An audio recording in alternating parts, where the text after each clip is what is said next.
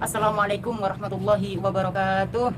A'udzubillahi minasyaitonirrajim. Bismillahirrahmanirrahim. Alhamdulillahirabbil alamin. Ya, malam ini kita berjumpa lagi dengan saya dan juga Mas Mu'afak ya. Saat ini kita agendakan yaitu menggerebek dukun. Dukunnya dukun Sontoloyo ya. Dukun Sontoloyo. Yang pastinya ada sangkut pautannya dengan pasien kami yang kami atasi dan kami tangani, pasti ada sangkut pautannya dengan itu. Kalau saya terjun langsung yaitu menggerebek dukun itu karena ada sangkut pautannya dengan pasien-pasien kami yang datang ke pondok untuk berobat. Mari bersama-sama bersolawat. Allahumma salli wa sallim ala sayyidi wa habibi wa tabibi qalbi wa jasadi wa ruhi sayyidi Rasulullah Muhammad ibni Abdillah as-sadiqil amin wa ala alihi wa sahbihi ajma'in. Satu kali lagi. Allahumma salli wa sallim ala sayyidi wa habibi wa tabibi qalbi wa jasadi wa ruhi sayyidi Rasulillah Muhammad ibni Abdillah as-sadiqil amin wa ala alihi wa sahbihi ajma'in. Al-Fatihah ya. Ini teman-teman, dukunnya itu udah tidak jauh dari kami. Kami sekarang udah di dalam rumahnya Mbak Dukun ya. Kami sebelum membuka live ini udah berbincang-bincang banyak tentang Mbak Dukun ini seperti apa. Dan saya juga tidak serta-merta langsung membuka live seperti ini. Saya harus menghormati beliau, apapun profesi beliau. Saya harus bertanya-tanya dulu sama beliau atas persetujuan beliau kami live di sini. Karena tidak mau saya juga tiba-tiba gerbek gitu kan. Beliau pastinya punya keluarga yang saya harus jaga keluarganya, kehormatan beliau ya. Walaupun apapun itu profesi beliau. Tujuan kami bukan untuk menjatuhkan seseorang. Tujuan kami di sini untuk mengajak seseorang kembali kepada jalan Allah. Itu harapan kami ya. Oh ya, dan juga pesan-pesan untuk teman semua yang di luar sana yang pernah bilang perempuan itu lebih baik di rumah. Perempuan itu yang paling baik adalah di rumah. Begini teman-teman. Di zaman Rasul dulu banyak perempuan yang jihad di jalan Allah, bahkan keluar dari rumah. Memang perempuan itu lebih baik di rumah. Ya, kalau sama suami disuruh di rumah, tapi ada dua di sini ditimbang. Kalau memang perempuan itu di luar sana banyak manfaatnya, maka Allah akan menimbang. Semua akan ditimbang oleh Allah ya. Banyak manfaatnya atau banyak mudaratnya. Kalau orang berprinsip, wah perempuan itu harus di rumah, perempuan itu nggak harus keluar sana. Dalam Islam semua akan ditimbang. Kalau memang di rumah sama suami disuruh di rumah saja, nggak boleh kemana-mana. Kalau memang kata suami, jangan kemana-mana, udah di rumah saja. Suami yang taat kepada Allah, suami yang benar-benar menjalankan perintah Allah, boleh patuh kepada suami. Tapi ada satu, kalau memang perempuan itu di luar sana banyak manfaatnya, dibutuhkan oleh umat ya, memang diharapkan oleh umat, banyak membantu umat, maka kita harus bertanya kepada suami. Kalau suami itu taat kepada Allah, takut kepada Rasulullah, insya Allah suami itu akan ridho, akan mendukung perempuan itu untuk keluar dari rumah, berjuang di jalan Allah. Itu adalah suami yang taat kepada Allah. Ada dua pilihan ya. Makanya jangan suka ngejas kalau perempuan itu lebih baik di rumah ya. Kita harus tahu hukum agama juga harus kita pelajari. Maka di situ akan ditimbang. Kalau memang perempuan itu banyak manfaatnya di luar dan suami tidak mendukung nih, oh saya sebagai muhajir, pejuang Islam ya, berjuang di jalan Allah, suami menentang, jangan, kamu di rumah aja, harus nurut pada suami. Lihat dulu suaminya ini taat agama atau enggak ya. Kalau suami udah taat agama ya pasti suami itu akan mengizini perempuan itu keluar dari rumah, menjadi seorang pejuang di jalan Allah. Bukan cuma di zaman sekarang. Kalau ada orang bilang ibu gitu kan, umi di rumah aja, nggak usah ikut-ikutan ya. Di sini kita timbang, dalam Islam pasti akan ditimbang, ini banyak manfaatnya atau banyak mudaratnya. Kalau memang banyak manfaatnya untuk agama Allah, terutama untuk membela perjuangan Rasulullah, maka perempuan pun harus, perjuangan butuh perempuan ya.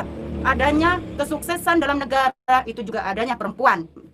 Banyak sekali di zaman dulu perempuan hebat. Maka dari itu sekarang ini udah waktunya, udah saatnya perempuan harus mendukung perjuangan seorang suami. Tanpa dukungan seorang istri, maka suami akan lemah ya. Karena kehebatan seorang suami itu di belakangnya ada perempuan yang hebat. Jangan putus asa, perempuan juga harus keluar dari rumah kalau memang itu banyak manfaatnya ya. Terkecuali ini perempuan keluar dari rumah itu banyak mudaratnya, nggak ada manfaatnya. Oh di luaran cuma gaya-gaya, pamer kecantikan ya, menarik hawa nafsu laki-laki. Lebih baik kamu di rumah saja mengurus anak, mengurus suami. Tapi kalau memang perempuan itu dibutuhkan oleh umat, keluar dari rumah ya. Insya Allah Allah akan mempertimbangkan semuanya. Allah akan lebih ridho kamu di luar sana daripada di rumah. Gitu ya. Nggak lama lagi, ini cuma sekilas ya, saya baca komennya di situ. Lebih baik menjadi perempuan itu di rumah saja. Semua yang saya lakukan, saya pertimbangkan, saya musyawarahkan dengan suami, dengan guru-guru kami. Saya tidak akan pernah melangkah dari rumah tanpa ridho suami. Saya tidak akan pernah melangkah dari rumah kalau tanpa izin dari suami dan guru-guru kami. Maka dari itu, ini sebagai contoh, semoga menjadi contoh bagi perempuan-perempuan di luar sana yang masih takut. Oh, saya takut suami saya berjuang malah dilarang, dicegah. Jangan ya. Kalau bisa suaminya berjuang, izini, ridhoi, ikut bareng-bareng di dunia bersama, di akhirat harus bersama. Begitu ya teman-teman. Oke, kita langsung saja ke mbah dukunnya. Mari. Assalamualaikum warahmatullahi wabarakatuh. Hei, saya mbah, ngeri aduh. Gimana Belum apa? Belum apa-apa kok udah disambut dengan tawa mbah. Gimana? Gini mbak, santai, slowly ya. Santai mbak, saya datang ke sini itu tujuannya baik mbak, untuk satu rohim ya, pasti. Jangan gitu kan, saya mbak, saya punya penyakit jantung ini mbak. Ya, sampai belum apa-apa udah ketawa kayak gitu ya, malampir aja. Ya, gini tujuan saya ke sini satu untuk silaturahim. Gak apa-apa ya mbak, silaturahim ya? Ya. Gak apa-apa ya? Nggak. Mbak marah ya? Nggak. Alhamdulillah, nggak apa-apa. Ternyata kita disambut baik ya. Karena memang sebelum kami bincang seperti ini udah ngobrol-ngobrol santai tadi ya. Alhamdulillah beliau mengizini untuk di live kita berbicara ya mbak. Jadi kan udah. Terus ini kalau boleh tahu nih mbak, nama mbak ini siapa? Mbak Kiem. Oh mbak Kiem. Kalau boleh tahu juga umurnya berapa mbak? 80. Wih 80, tapi wajah mbak masih muda sekali nih mbak, masih cantik mbak. Saya punya ritual. Agak keras mbak, saya kurang dengerin. Saya punya ritual ya. Oh ritual, dia punya ritual. Ritual apa kira-kira mbak? Macam-macam. Oh macam-macam. Contohnya apa itu mbak? Selain kecantikan awet muda itu apa lagi mbak? Kamu kalau ingin tahu, kamu harus bayar. Waduh, bayar mbak. Iya. Gimana saya mau bayar mbak? Sekarang lagi banyak corona. Saya nggak dapat penghasilan nih mbak. Gimana caranya bayar mbak? Itu urusan kamu. Oh gitu ya mbak, urusan saya. Yang penting aku dapat honornya. Waduh, dapat honornya. Berarti mbak punya profesi ini memang udah mendapatkan penghasilan ya mbak ya? Ya. Oh gitu. Pasien mbak berapa? Ya. Oh berapa kira-kira mbak dalam sehari? Berapa mbak?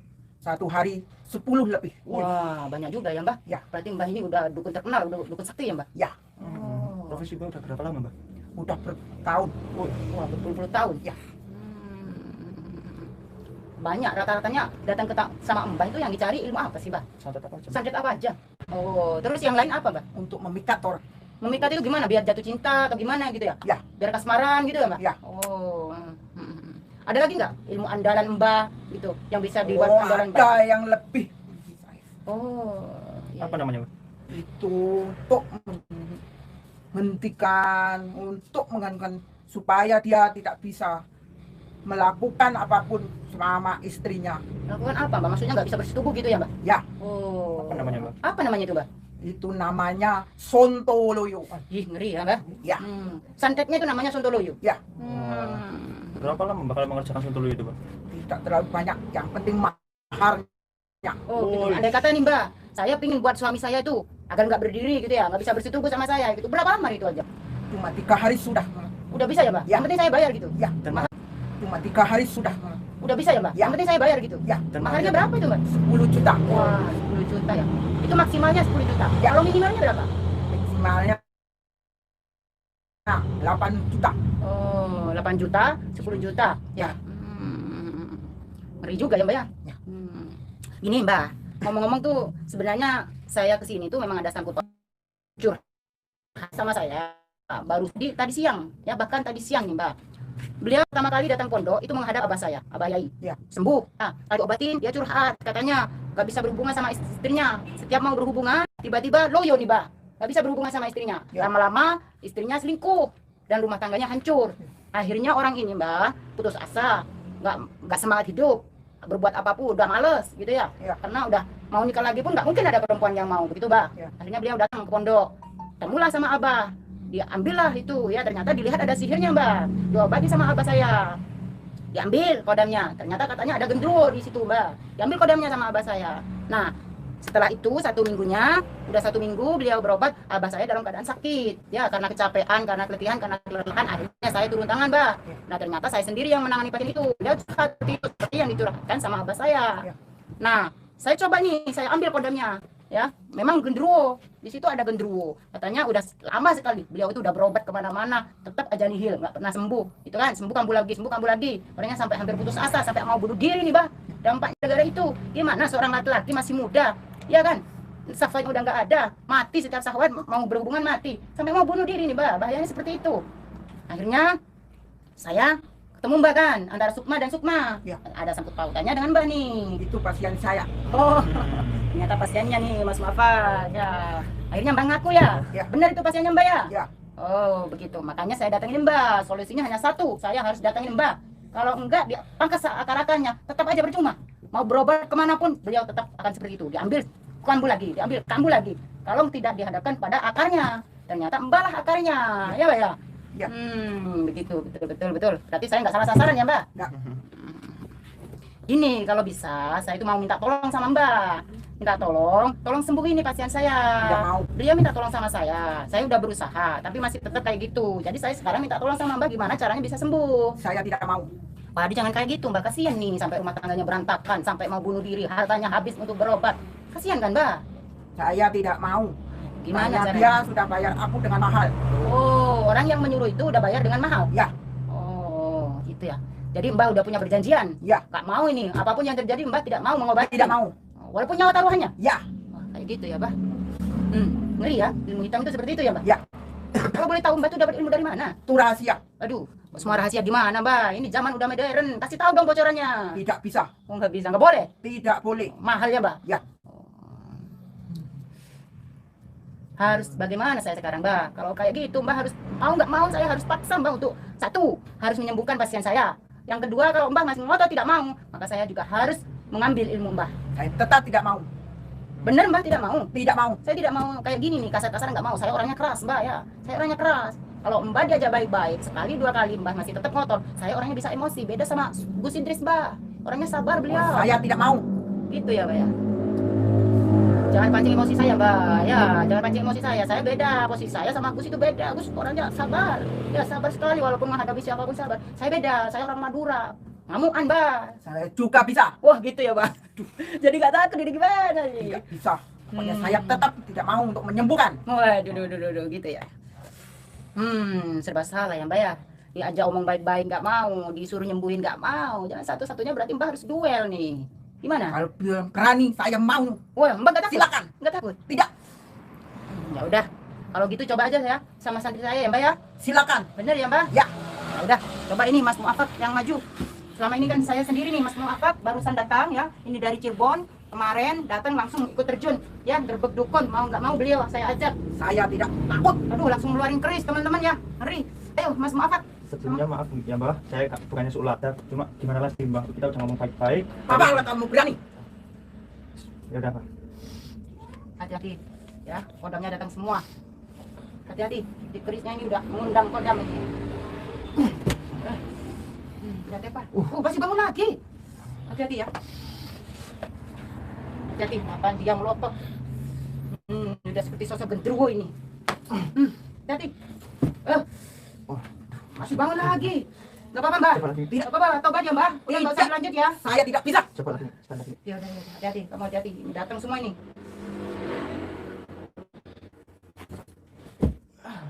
Masih bangun lagi.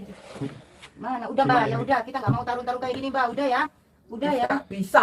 Gimana caranya Mbak biar tobat? Ya, nggak mau saya kayak gini Mbak. Saya tidak bisa. Wah, itu gimana ini? Ya kembalikan aja penyakitnya kodamnya itu aja. Kayak gitu ya? Iya, macam. Kita balikan sini aja ya. Iya.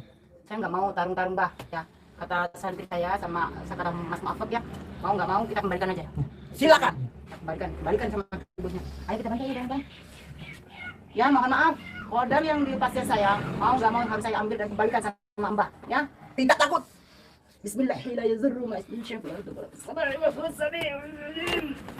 Aduh, sakit. Aduh, sakit. Aduh, sakit. Aduh. Ampun nggak Mbak? Ampun. Ampun apa Mbak? Tobat. Ampun apa Mbak?